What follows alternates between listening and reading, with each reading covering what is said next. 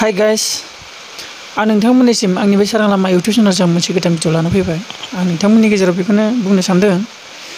आं दाखालि भट होनाया एसे मिस्टेक जाबाय आरो नोंथांमोननो एसे दा अखा फैगासिनो, बेनिखायनो आं आखायाव स्पिकारखौ लानाय जादों। माथोखौ स्रा स्रा खोनाथों, नङाबा ओरै एसे गोजानाव दोनबा बाहेरनि अखा हानायखौल' बांसिन बोबाय थायो। दा जेखियानो जादोंला नोंथांमोना आं जोबोद गोरोन्थि मावदों नोंथांमोननि गेजेराव। दाखालि फार्स्टआव खेबसे भट होनाया भटआ मोनसेयानो आरोना, इडुकेसन आरो एन्टारटेनमेन्ट आरो पिपल एन्ड ब्लक, बेखौ आं मोनथामखौ केटेगरिखौ लानानै नोंथांमोननो आं भिडिअनि बिखयै आं भट होदोंमोन। दाखालिनि भटआव माखासे जायफोरा बिथांमोनाबो भट खालामदोंमोन आरो बबेखौ बांसिन इन्टारेस्टेड खालामनानै नोंथांमोना भट थुना होदोंमोन। आरो दाखालि माने मोनसे मिस्टेक जालांदों आरो आंनि आखाइया माने डिलिटआव नांफ्लांनानै गोमालांदों आरो एगेन आरो भटनि माबाखौ आरो पस्ट खालामफिननाय जादों आङो कमिउनिटि पस्टआव। दा बेनो आरोना, माखासे नोंथांमोननोबो आं मा हिसाबै आं खिन्थाबावनो, खेबनै जाबाय नालाय भट होनायानो। दाखालि बेसेबांखिनि माबायाव दावखोहैखाथारबायमोन, 100% मोनथारसिगौमोन आरो नोंथांमोनहा भट होबा नुनो मोनो। आरो नै दा आरो सेकेन्ड नेक्स्टनाबो भटआ दा नै थांदों आरो 1/2%।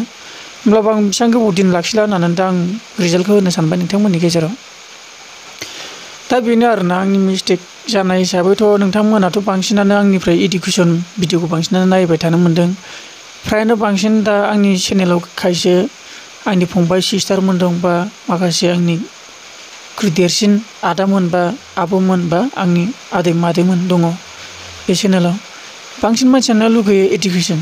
माब्रै होनोब्ला इडुकेसनाव मोनसे सोरनिबा मोनसे जाथायखौ लानानैबो आं बुंनो हायो आरो नोंथांमोननो स्रायनो आं मोनसे नलेज मोनदोंबा, मोनसे कन्टेन्ट मोनदोंबा नोंथांमोननोबो आं फोरमायनानै होनो हायो।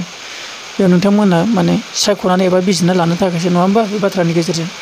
दा बेनोमोन आरो एन्टारटेनमेन्टआवबो माखासे भट फैदों आरो इडुकेसनावबो भटआ फैदोंमोन, खिन्थु फ्रायनो बांसिन एन्टारटेनमेन्टआवबो आरो इडुकेसनाव फैदोंमोन। खिन्थु दा आं बुंनो थाङोब्ला दाखालिनि खावसे माखासे भट होनाय आरो दानि भट होनायखौ नायोब्ला एन्टारटेनमेन्ट आरो इडुकेसना समान होननानै आं दा हमजासै आरो।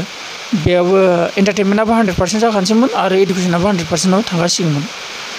दा जोबोद आं गोरोन्थि मावबाय आंनि भटनि गेजेरै। दा नोंथांमोननोबो आं गेजेर गेजेर बिदिनो माने एन्टारटेनमेन्ट बानायनाया एसे गोब्राब, होमब्लाबो आं नाजागोन गेजेर गेजेर। दा इडुकेसनावबो भट मोन्दों, एन्टारटेनमेन्टआवबो भट मोन्दों, पिपल ब्लकआवथ' गैयानो, फैदोंमोन फार्स्टनियाव 6%ल' फैदोंमोन।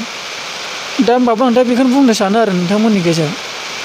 दा जिखुनुआनो जादों, सिगांनिफ्राय जाखिनि आं इडुकेसनबो लाबोदोंमोन आरो लोगोसे दा एन्टारटेनमेन्टबो लाबोनो आं हास्थायगोन सम लाना गेजेर गेजेर नोंथांमोननो आङो।